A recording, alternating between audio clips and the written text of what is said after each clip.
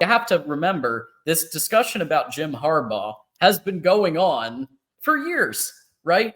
Because he's one of the only college coaches, if not right now the only college coach, who's won at such a high level in the NFL. I mean, how many other college coaches right now have even head coached in the NFL, let alone was one play away from winning a Super Bowl? So it's a unique situation. But here's what I mean. I've been able to dig up, and then Dennis would love to hear your take on it.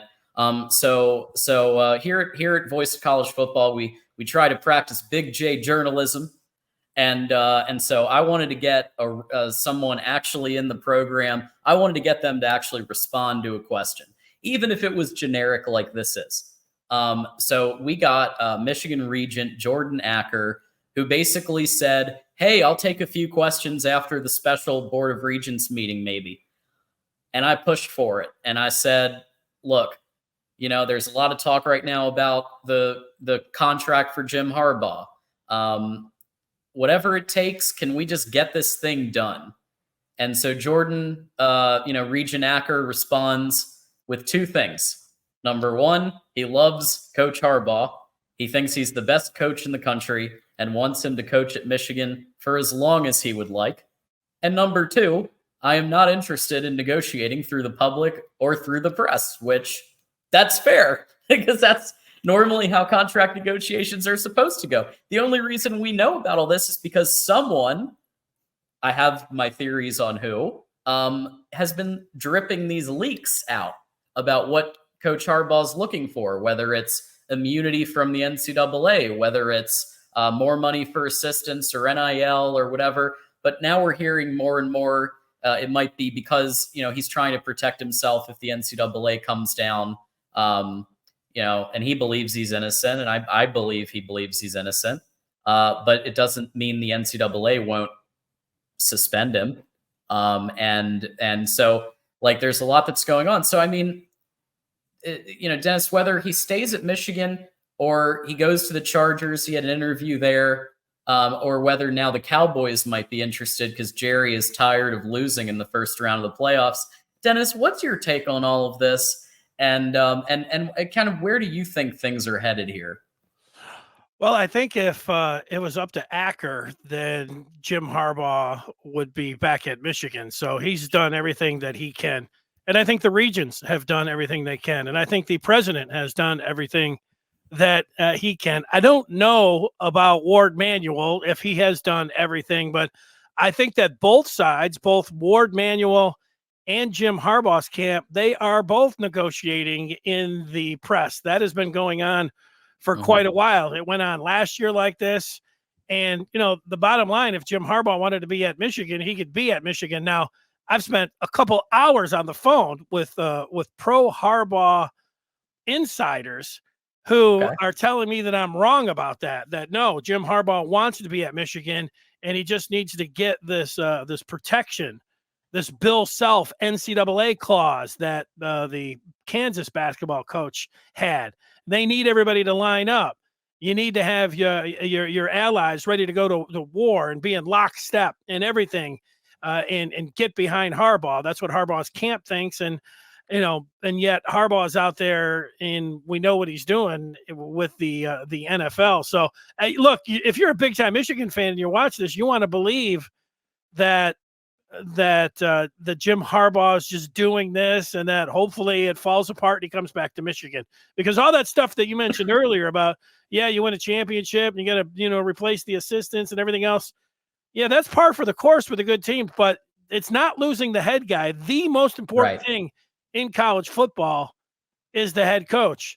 Last year, Michigan lost both of their coordinators. This year, they had a different coordinator, and we know how it worked out.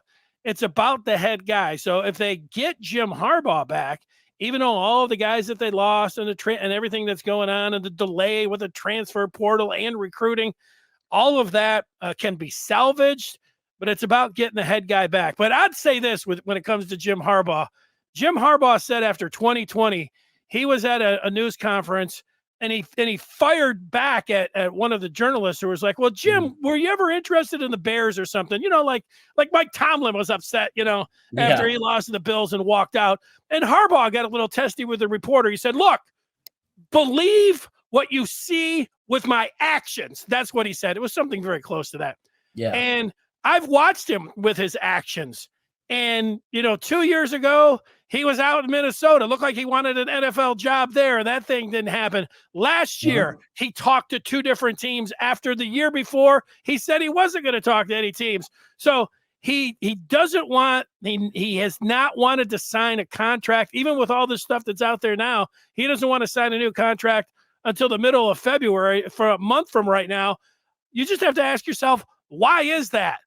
I would think it's because he wants to talk with the NFL. He wants to be wooed. And if he gets the answer that he is looking for, if they meet his demands, you're talking about Jerry Jones.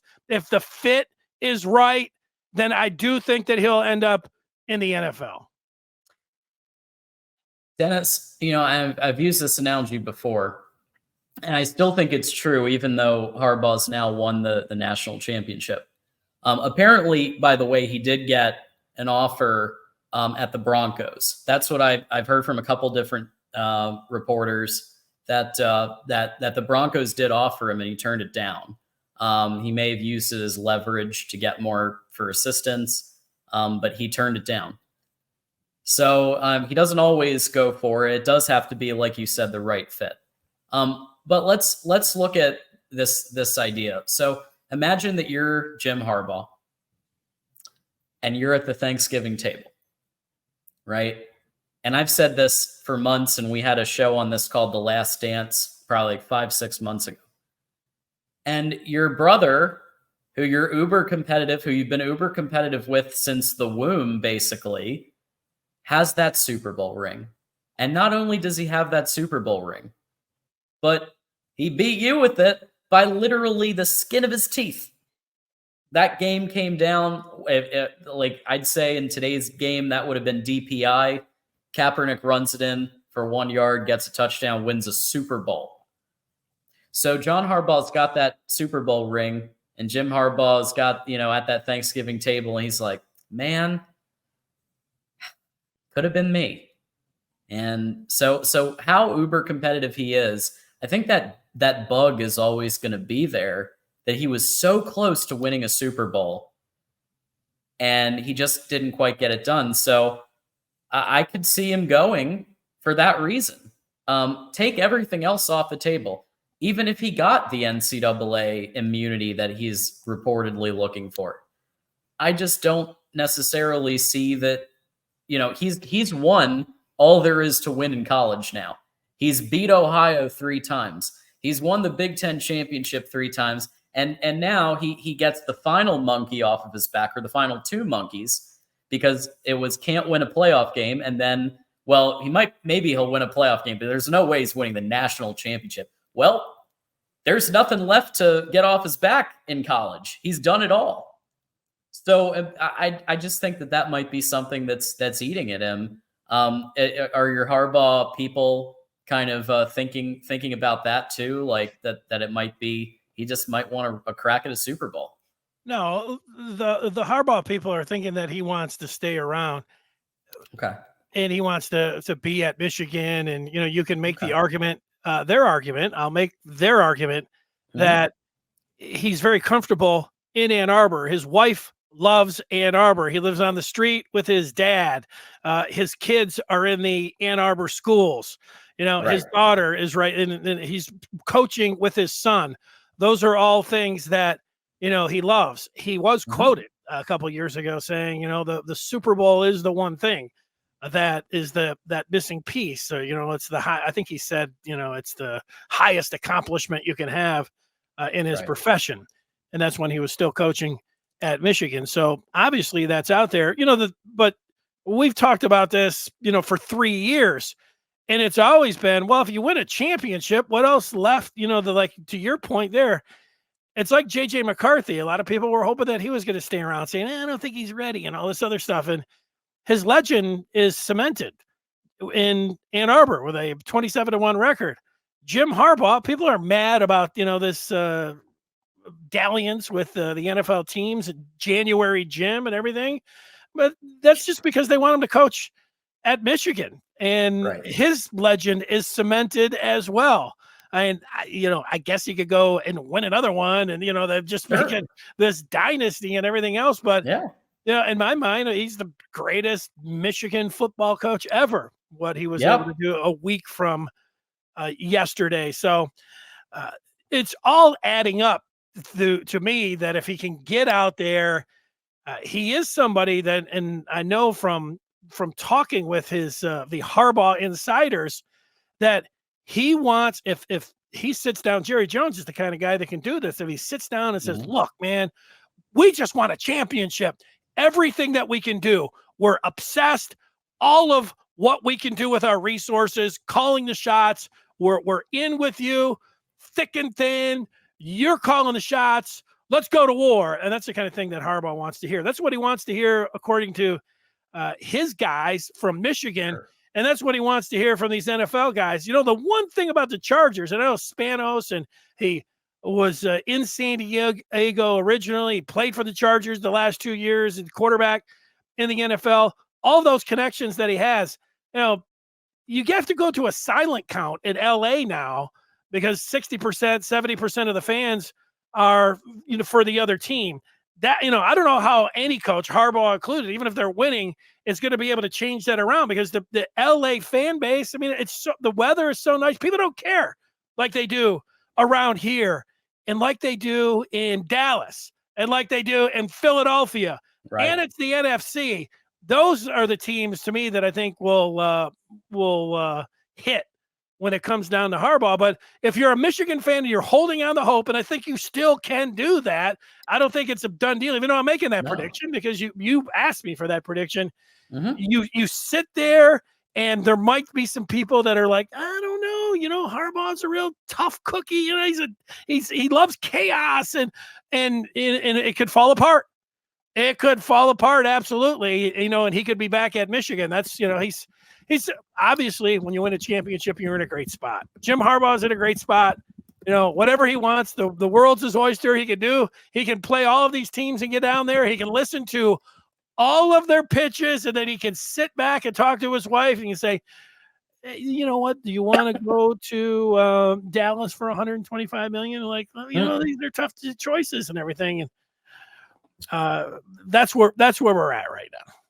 Yeah, it is hard to believe that Jerry Jones, infamous for keeping laser control over his program, is willing to give that up, because I don't know, like you say that, and then his son got in there, and his son was like, look, we're not going for Randy Moss, we're going to pick an offensive lineman and even an offensive guard. And Jerry allowed his son to do that. He gave him the rope. They said Jerry will never get back with Jimmy Johnson, because those guys had a divorce. They can't talk with one another. And then this year they were down there talking about, how about all those Cowboys, and putting it up in the Ring of Honor and anything else. Jerry Jones, like, he wants to win. And, sitting up in that box like he was this weekend, watching his team crumble after having the kind of season that they had, he's only got so many more kicks at the can. I could easily see him being like, Harbaugh's the guy we want. Like, I can make a case for Harbaugh with all the teams. So, yeah, and he has kind of reconciled with Jimmy Johnson lately, and maybe he put a bug in Jerry's ear, like, hey, like, you want a Super Bowl, like, let somebody run this thing. I don't know, because that's what Bill Belichick. You want Jim Harbaugh? I mean, what are you going to do if you're Jerry Belichick? And Jimmy Jones has the money, in his supervillain yacht that we all got to see in 2020 when the draft was held at everybody's house, and we saw his supervillain yacht, and we saw Bill Belichick with his dog, and it was a great. It was like one of maybe 3 or 4 things I actually enjoyed about that time period, was that draft and seeing everybody's house and stuff. But yeah, I mean, he's clearly got the money to do it, and to give Jim what he wants. But one thing I do want to push back on some people in chat, We do have resident Buckeyes that come in and comment, of course. Let's see what they have to say. And so we have one that was talking about the Ed talking about the NCAA. I have to pull it. Let's see if I can pull it back up again. But essentially, you know, it was something about the contract having, if it had a clause for immunity, that means, oh, here it is. Yeah, I want a contract where I can't get fired for cheating and getting caught. Ed, and by the way, this isn't just Ed. I'm not only putting Ed on blast. I'm hearing this all over Twitter from Buckeye people. And here's the thing. Two things can be true. Thing number one, Jim Harbaugh genuinely believes he's innocent. The coaching staff, other than Stallions, is innocent. He could genuinely believe that and yet still understand that the NCAA is a loose cannon and could basically do whatever they want, even if they can't quite find the bylaw like to the letter that they broke. Because 11.6.1, you can argue it was written for staff scouting, not for, you know, hiring some buddies to go with iPhones to scout. So, you know, the NCAA could still slap Michigan with a 2-year suspension for Harbaugh and so on and so on. And so I think that it's reasonable, knowing that the NCAA is kind of out for blood and to show that they're relevant still, that he wants some protections in his contract. I don't think that that's that crazy of an ask. What do you think, Dennis? Yeah, I think you're right. I think there's two things to go through there with what Ed has to say and what you had to say. I think what you have to say is right on. And, you know, Harbaugh 2 years ago, he didn't have an agent, you know, he didn't have all these lawyers, he didn't have all these things. And then there he's like, okay, I'm going to start, you know, getting agents and, you know, putting them to work. And so he's got Yee, who's one of the best in the NFL going around. And when they look at this contract, any lawyer or agent that's with their salt is going to go through these contracts and say, hey, look, let's ask for protection. We can ask for anything we want because we're in the catbird seat. So let's ask for, in the NCAA, even Ed, you know, you say he's an Ohio State fan, whatever, you know, he's talking about the cheating angle. The thing about it is that you can't predict what the NCAA is going to do. Ed can't predict what they're going to do. We saw the president of the NCAA come out and say, hey, well, they're all good. Everything's good there. But, you know, he's not on the infractions committee, so he doesn't really know. It was nice to hear about that. They could come back over the top. Harbaugh was not cooperating with them. They could come for some other stuff.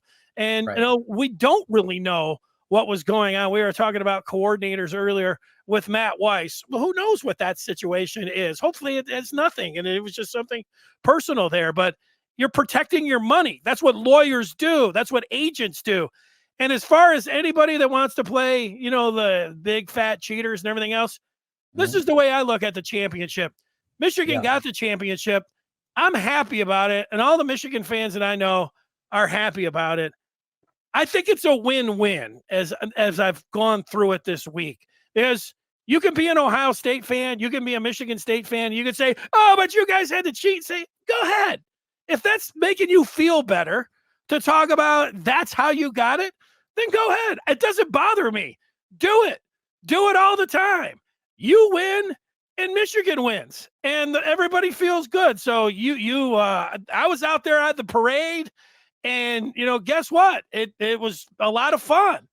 And if it makes you feel better when you get up and say, oh, those dirty, rotten cheater, go ahead.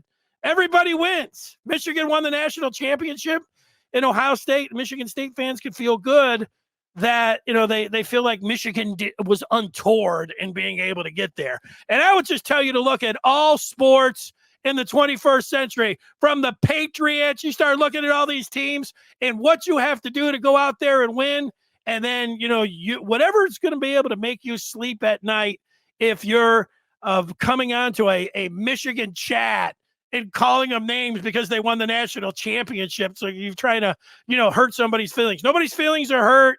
And I'm glad that you guys have a little out where it can make you feel good about the whole thing, because I can tell you, everybody feels good that's wearing maize and blue. Absolutely. You know, whatever makes you feel good, whatever helps you sleep at night. You know, if Buckeyes and MSU fans need a little something to to comfort them. Good for them. Yeah, you got it. You guys got your win. There's your dub. You got it. Connor Stallions is your W. You can take that to your grave. And Moose, who I know hangs out over on your stuff as well. Michigan Moose is won one of Natty. the greatest Michigan fans out there. There you go. Michigan won the Natty, and he's right. Even the NCAA president would in a rare W for them.